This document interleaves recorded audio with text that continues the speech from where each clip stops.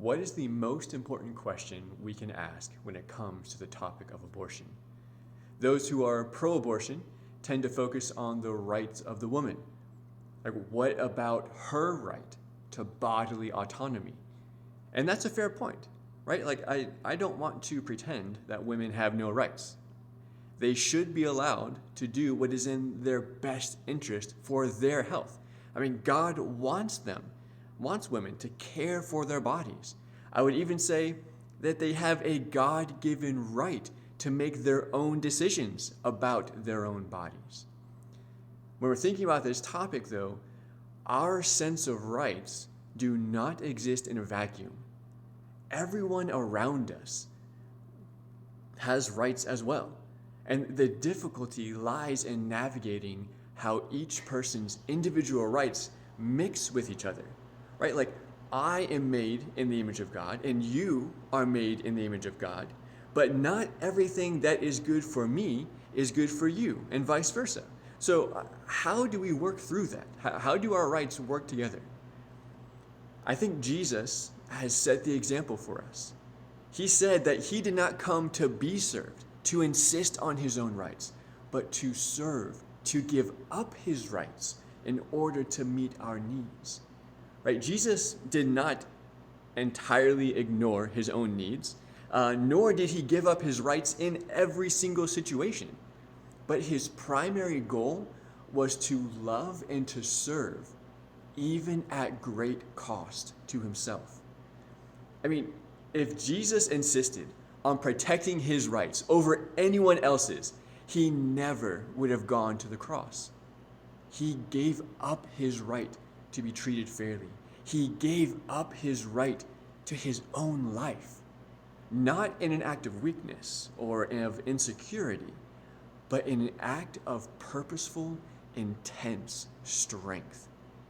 Cowards do not lay down their lives for others. Only people who know who they are and what they are about are able to do that.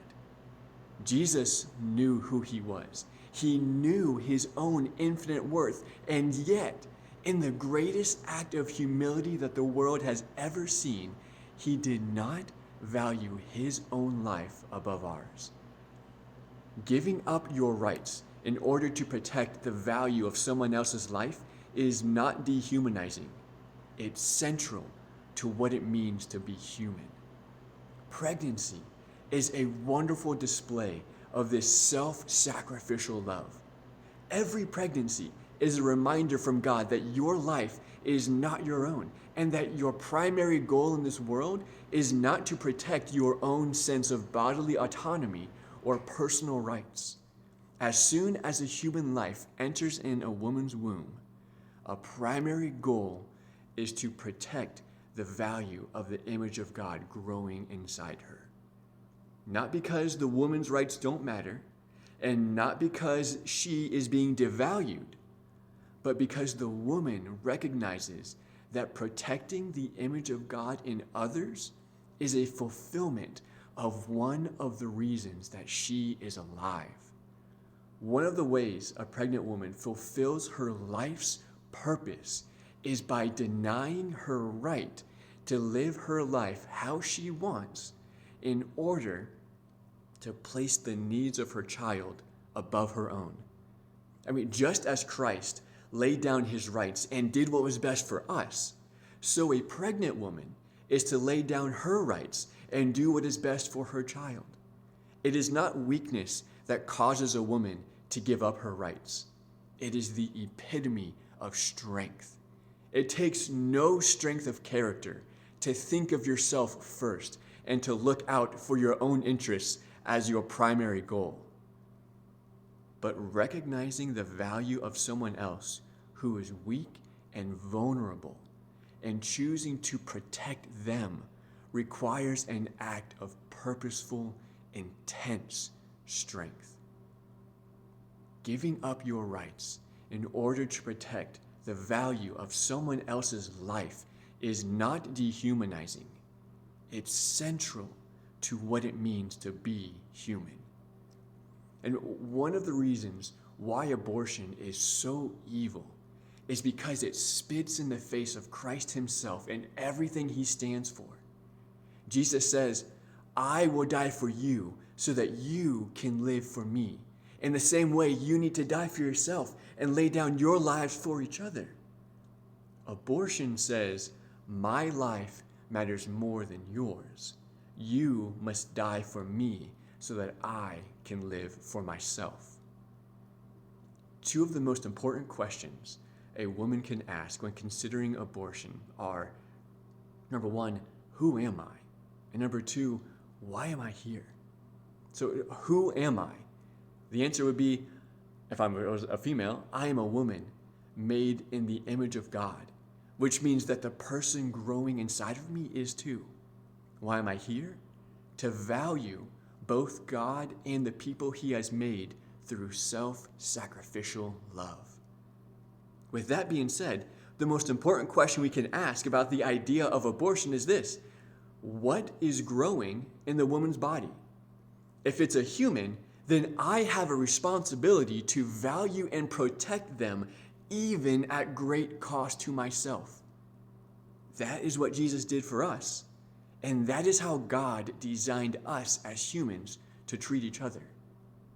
All right, well, what if the person growing in the mother's womb will cause that woman financial, emotional, or physical suffering? All right, and this is where a woman's identity and purpose come into play again. Both the mother and the baby inside her are made in the image of God. Okay, so whose rights matter more? Well, what is the woman's purpose in life? To value God and people through self-sacrificial love. With that in mind, here's a follow-up question. Does killing an innocent person line up with a woman's purpose to value and protect life? And this is also where God's design for sex and personal responsibility come into play. Like, sex was designed for pleasure and procreation. Right? Every time someone has sex, there is the possibility that they will enjoy it. And there's the possibility that they will create a child. The chance for pleasure also comes with the chance for responsibility. If you want to have sex, you better be ready for children. If you're not ready for children, then you're not ready for sex. No matter what our culture says, you cannot separate pleasure from responsibility. Once life has been created, the man and the woman are responsible for valuing and protecting that life. Okay, well, another situation is, what if the woman didn't ask for the child? What if it was forced on her? What if the woman having the child is actually a child herself? Are we going to force them to endure pregnancy? All right, let me answer those questions with another question. Which lines up more with that woman's or that girl's ultimate purpose in life? To kill an innocent person in order to protect their own rights, or to lay down their rights in order to protect an innocent person? Now, I realize all of what I'm saying rests solely upon the existence of God, okay? But that's what this page is designed for, to help us think biblically about cultural issues. Plus, if God doesn't exist, then people do not have inherent and intrinsic value. And the abortion debate basically just boils down to personal preference. So, with all that in mind, I would love to hear your thoughts on all this. Do you agree? Do you disagree?